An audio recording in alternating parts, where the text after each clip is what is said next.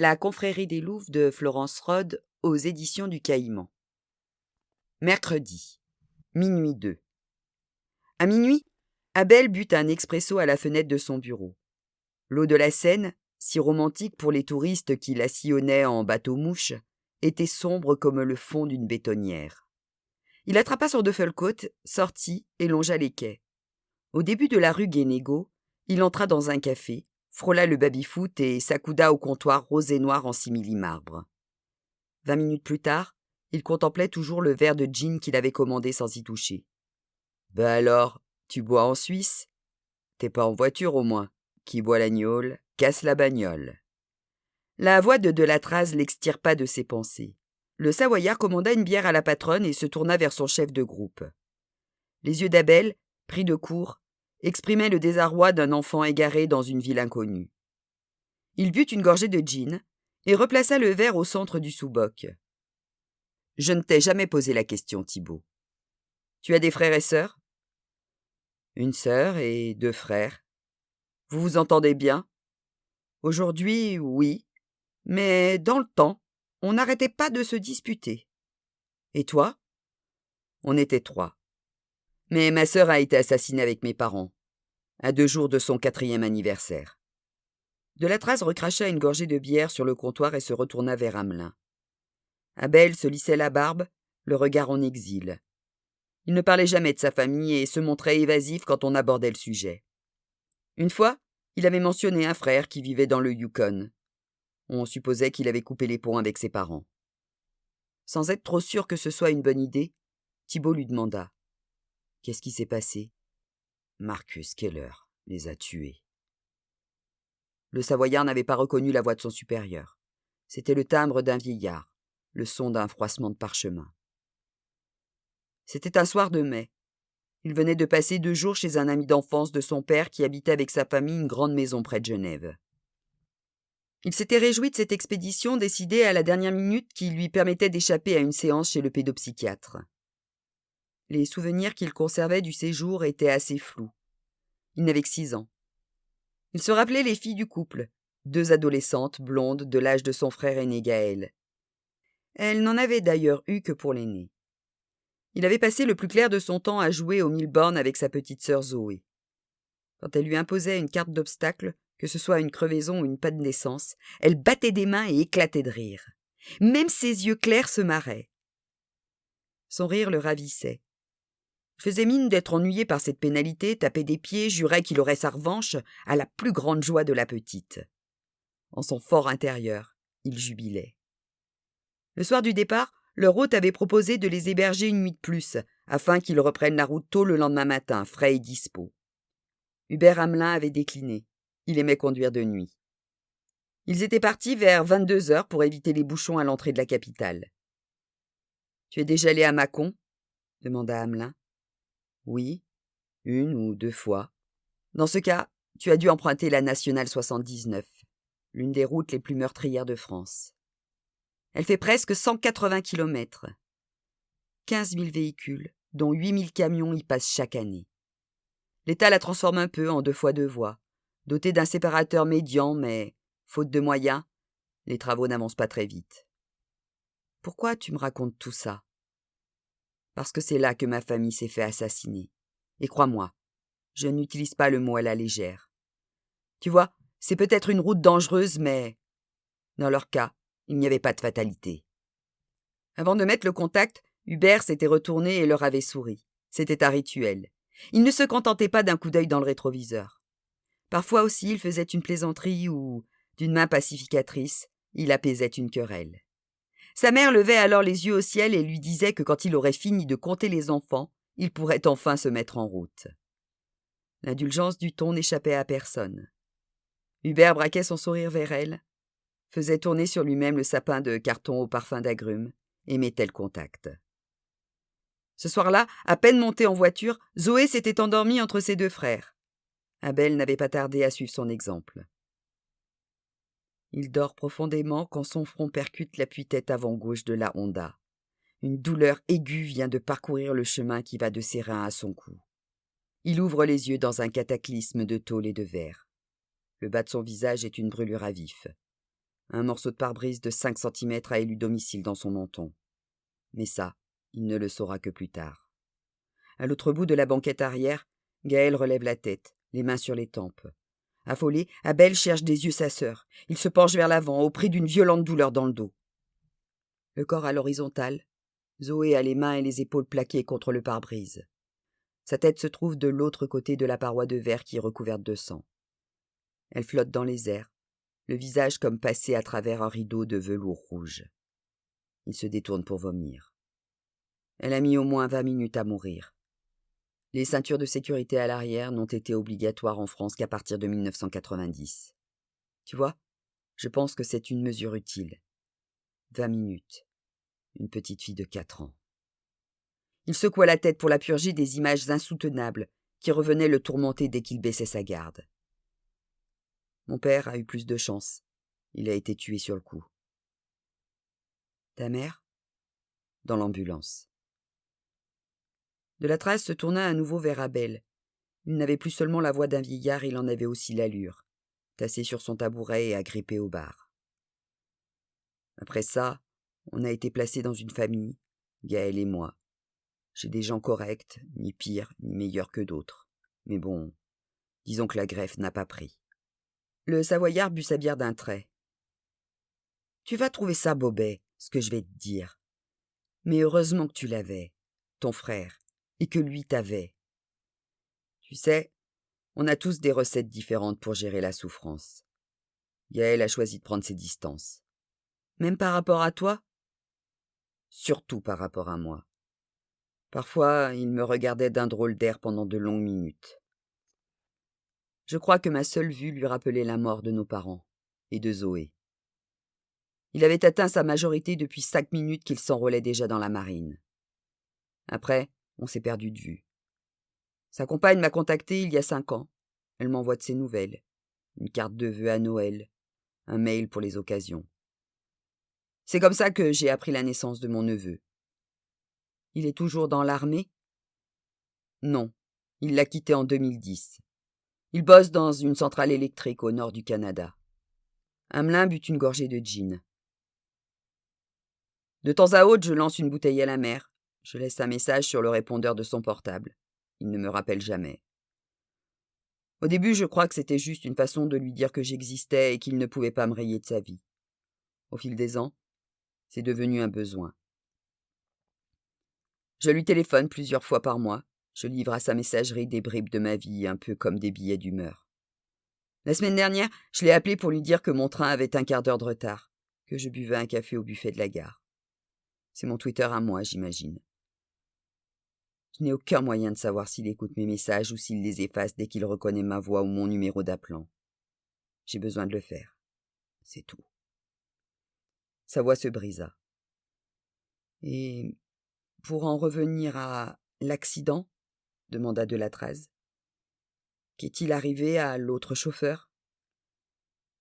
La main d'Abel serra le verre de gin, ses phalanges pâlirent. Il conduisait un Land Rover immatriculé dans les Hauts-de-Seine sur la moitié gauche de la chaussée. Je n'ai jamais compris comment il avait fait. Il s'en est sorti avec quelques contusions.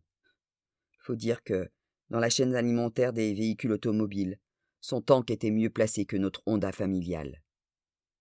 Quand je suis monté dans l'ambulance, je l'ai vu. Curieux phénomène que la mémoire.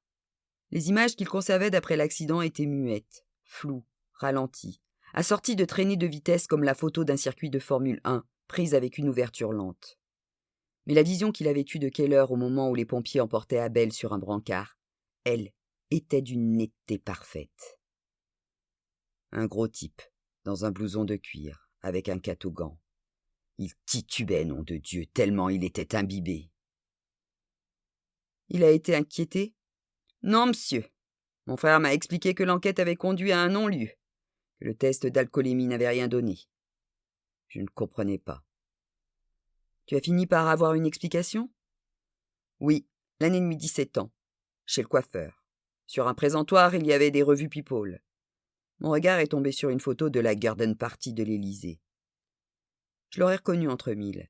Il n'avait pas beaucoup changé depuis cette nuit-là.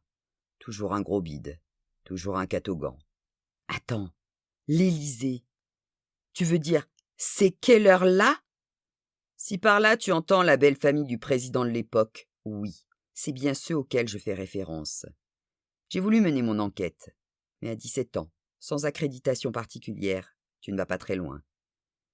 Qu'est-ce que tu as fait? Abel avala une gorgée de gin. Je suis devenu flic. L'année suivante, je me suis inscrit en fac de droit. Tu vois, quand je dis que c'est pour les victimes d'homicide que j'ai voulu faire ce boulot, ce n'est pas tout à fait faux. Mais je pensais à 3 victimes en particulier. Mes parents et ma sœur. Une fois dans la place, j'ai pu commencer mon enquête. Oh, les portes ne se sont pas ouvertes en grand. Ça m'a pris des années, tu sais. Mais en y consacrant chaque minute de mon temps libre, petit à petit, j'ai fini par comprendre. Hamelin but une gorgée de gin et reposa le verre d'un tâtement sec. Ça fait drôle, dit comme ça. Chaque minute de mon temps libre. Sacré hobby. Retrouver l'assassin de sa famille. Élise est au courant? Hamelin se dispensa de répondre. Marcus Keller est un chauffard récidiviste, déjà impliqué dans 2 accidents graves avant cette nuit-là, poursuivit-il. La première fois, il avait plus de 2,5 grammes d'alcool dans le sang. La deuxième, il stockait assez de coke dans les narines pour anesthésier un troupeau de bisons. Et il se baladait en liberté, ton coco? Il faut croire qu'avoir marié sa sœur à un futur chef de l'État présente certains avantages. Mais comment c'est possible? À ce stade de ta carrière, je ne vais pas t'apprendre que des dossiers peuvent disparaître, des témoins être incités à se taire, des juges à faire le gros dos et des proches de victimes à retirer leurs plaintes. Quand même, tu vas loin. On n'est pas au Burundi. Ce n'était pas la première fois que les gendarmes de l'Élysée se montraient, disons, persuasifs. J'ai interrogé les familles. Rien ne leur aura été épargné. Contrôle fiscal, écoute téléphonique, menaces sur les enfants. Ils ont tous craqué les uns après les autres. Pas de plainte, pas de poursuite. Et toi, tu as porté plainte? Il leur aurait été plus difficile de te faire craquer. Mon frère avait raison. Il n'y avait aucun témoin. Le dossier était vide et le test d'alcoolémie négatif. Celui de Keller, en tout cas. Mon père avait bu un verre de vin au dîner et une bière à l'apéritif. Mais alors, Keller s'en est tiré. Oui. De temps en temps, je prends un jour de congé, je prétexte auprès d'Élise un déplacement professionnel, et je vais à Mâcon. Quand j'arrive à la hauteur du lieu de l'accident, que ce soit à l'aller ou au retour, il me prend l'envie d'accélérer et de fermer les yeux. Tu crois vraiment que tuer d'autres innocents ferait revenir les tiens? Non. Mais la seule chose qui me retienne, c'est l'idée jouissive de faire tomber ce salaud d'une passerelle qui enjambe la nationale. Je me vois balancer son corps sur l'asphalte. Dans mon imagination, il s'écrase comme un fruit pourri et se fait faucher par un 18 tonnes. Attends, Abel, tu vas pas faire une connerie? Même si je voulais. Quoi? Le vent a fini par tourner. À la fin des années 90, il a joué de ses relations politiques pour tripatouiller dans une affaire de vente d'armes à un pays africain. En 2006, il a été mis en examen pour recel d'abus de biens sociaux. Son illustre beau-frère a fait signer le chèque de caution par l'une des sociétés écrans qui finançait le parti. Keller a pris le premier avion pour la Bolivie. Cette histoire s'ajoutait à quelques casseroles d'ordre fiscal qui lui rendaient l'air français impur à la respiration. Il n'y a pas d'accord d'extradition entre la France et la Bolivie, non? Non, en effet. Sans doute une coïncidence. Toujours est-il que mes maigres moyens d'action s'arrêtent aux frontières de l'Hexagone. Je pense que ça répond à ta question. De la Trace fit osciller le fluide doré dans le fond de la bouteille. J'aimerais bien, ajouta-t-il après un silence, être convaincu qu'après avoir passé toute ta vie d'adulte à retrouver l'ordure responsable de la mort de ta famille, tu vas en rester là. Le moyen de faire autrement? Eh bien, tant mieux si tu ne l'as pas. 3 vies ont été fauchées. La vengeance ne t'apporterait qu'une satisfaction temporaire.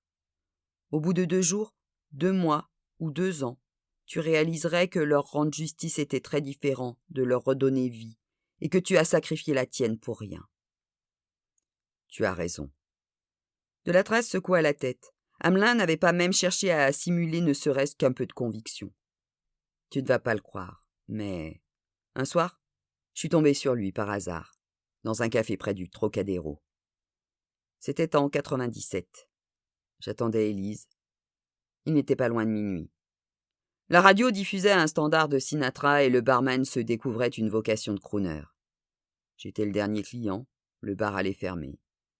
Il est entré, il a demandé à utiliser le téléphone. C'était avant qu'on ait tous un cellulaire. Je me tenais au bar, je n'ai pas eu besoin de me retourner. Je l'ai reconnu dans la glace au-dessus du comptoir, entre le reflet du percolateur et celui des goulots de bouteilles. Le garçon lui a fait un signe vers l'arrière. J'ai revu le petit visage de Zoé, ses fossettes et ses grands yeux, et j'ai senti ma main se refermer sur mon arme de service. Je me suis vu me lever, le suivre en faisant mine d'aller aux toilettes, lui taper sur l'épaule et lui décharger mon flingue entre les deux yeux. C'était comme si je sortais de mon propre corps pour assister à la suite, comme si j'étais déjà mort, en fait. Qu'est-ce qui est arrivé? Élise. C'est Élise qui est arrivée. Elle sortait d'une représentation de théâtre. Elle avait adoré la pièce. Elle en riait encore. Ça m'a coupé dans mon élan, tu te doutes. Je voulais le tuer, mais pas devant elle. D'un autre côté, une occasion pareille, ça ne se rate pas. Le temps que j'hésite, il avait déjà quitté le bar. Je lui ai couru après dans la rue. Trop tard, il avait déjà démarré au volant d'une Porsche Carrera cette fois. Le Savoyard posa la question avec réticence, comme s'il ne tenait pas à connaître la réponse. Supposons que le hasard vous remette en présence. Il se passe quoi? Hamelin secoua la tête. Le ciel lui vienne en aide, et à moi aussi. Dis-moi, reprit de Latraz, toutes ces questions que tu as posées aux 4 femmes sur le fait d'avoir ou non fait des enfants, ça a un rapport avec... C'est une décision importante dans la vie d'une femme. Pour nous, c'est une façon de mieux les cerner, mais pas uniquement. Qu'est-ce que tu veux dire? Le mobile de 2 des 4 suspects est lié à la protection d'un enfant. 4 femmes qui par ailleurs sont amies d'enfance. Si tu ajoutes le fait que celle de Clémence le Rouge a dû être gratinée, cela fait beaucoup d'éléments qui convergent vers le même thème. Il posa sur le comptoir un billet de 20 € et fit signe à la patronne qu'il invitait le Savoyard. « Je te ramène en moto », annonça de Latraz. « Je vais prendre un taxi. On redémarre les interrogatoires demain matin à 8h30. » Mercredi, 2h05. Ludovic Balto grogna en échouant à nouer son lacet pour la 2e fois de suite. L'obscurité et la fatigue compliquaient l'exercice. Le cliquetis d'un interrupteur perturba le silence et la lumière tamisée de la lampe de chevet dissipa les ténèbres. « Tu allais te barrer comme un voleur !» Une explication nocturne. Exactement ce que cherchait à éviter le mari de Clara. Il sentit ses épaules s'affaisser, nu comme à son premier jour. Erin s'adossa sur l'oreiller et croisa les bras. Sa peau laiteuse, parsemée de taches de sang, était un appel au crime. On avait envie d'y goûter. C'était sans doute ce qui l'avait attiré 6 mois plus tôt chez la jeune responsable de programme de son ONG. La raison pour laquelle il avait accepté, un soir, de prendre un verre après le boulot. La curiosité avait aussi eu son mot à dire. Elle était très jolie. Mais le silence ne se faisait pas lorsqu'il entrait à son bras dans un restaurant. La convoitise ne s'affichait pas dans les yeux des hommes qu'il croisait. Sortir avec elle était différent de ce qu'il avait connu avec Clara. Plus reposant, sans doute. Mais s'échouer entre ses cuisses 3 fois par semaine avait quelque chose de primitif et excitant. « J'ai l'habitude, poursuivit-elle. Si j'avais eu $1 chaque fois que tu t'es rhabillé dans le noir au cours des 6 derniers mois, j'aurais de quoi irriguer tout le continent africain. » Elle empoigna le paquet de camels qui voisinait sur la table de chevet avec les mémoires de guerre de Churchill et alluma une cigarette. Dans ses yeux bruns, une lueur déterminée annonça à Ludovic qu'il n'allait pas s'en tirer à si bon compte. « Seulement vois-tu, dit-elle, les habitudes, ça se change. Il suffit de le décider. » Elle expira une bouffée de fumée. Il balaya la pièce du regard, les étagères en osier qui tapissaient 2 parois, les draps de lit rose, la moquette grise mouchetée, le ficus à l'étroit dans son pot de terre, et au milieu, un foutoir de lendemain de fête dans une chambre de cité U. Il trouvait ce studio de banlieue rafraîchissant par rapport au parquet de chêne massif et au plan de travail en acier brossé que Clara avait jugé indispensable à leur appartement du 14e arrondissement. « Écoute, » elle secoua la tête. « À ce stade, je n'écoute plus, je cause. Voilà 11 mois que tu projettes de quitter pour moi ta femme sublime, dont la perfection te rend malade. Eh bien, j'ai une bonne nouvelle. Tu vas recouvrer la santé. » « Ce n'est pas si simple. Bien sûr que si. Je sais. Je t'ai dit de prendre ton temps. J'ai juré de ne pas te mettre la pression. Et tu as été trop heureux de me prendre au mot. Mais voilà. Quitte à jouer dans un mauvais vaudeville, autant en adopter le style. Faute d'un choix de ta part dans les 24 heures, je le ferai à ta place. Keep me posted. Sur ce, elle écrasa sa cigarette et éteignit la lampe. Ludovic se dirigea vers la porte à tâtons. La main sur la poignée, il fourragea dans la poche de son imperméable. Ses doigts rencontrèrent le bout de cuir du porte-clés qu'elle lui avait donné à son retour de Provence, après la mémorable célébration de leur retrouvaille. La tête posée sur son ventre, il lui avait promis que plus jamais il ne resterait aussi longtemps sans se toucher. Elle s'était levée et, sans dire un mot, lui avait remis une clé du studio. Ce moment lui semblait dater du siècle dernier, et les paroles qu'il avait prononcées à un catalogue de clichés. Il posa la clé sur la desserte de bois et claqua la porte derrière lui.